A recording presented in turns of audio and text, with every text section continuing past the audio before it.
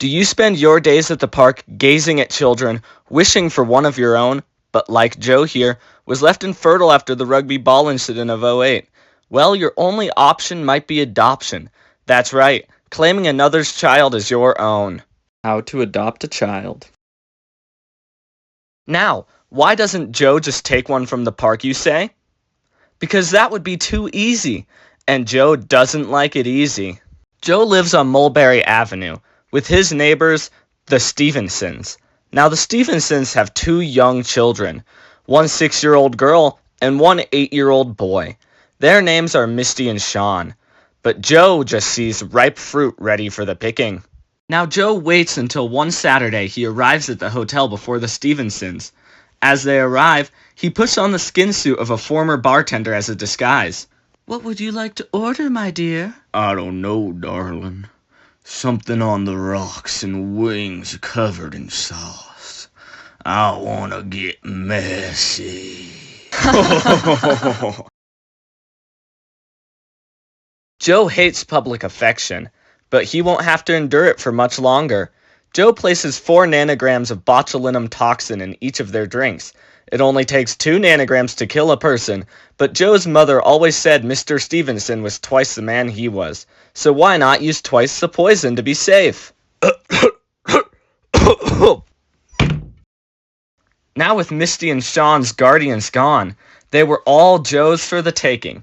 He quickly returned to their home and began to crawl through the family's dog door. But oh no! Something Joe didn't prepare for was the family's pet pitbull, Princess. Joe decides to give Princess the pitbull the most tantalizing treat any dog could get: a large scoop of peanut butter on the end of a Remington 12-gauge shotgun. After entering the house quietly, Joe decides to give Sean a visit first.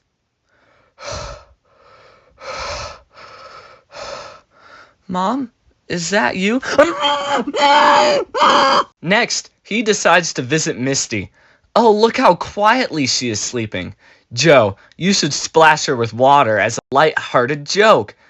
Kids love jokes." "Joe, that was boiling water." Man, kids can be really annoying sometimes.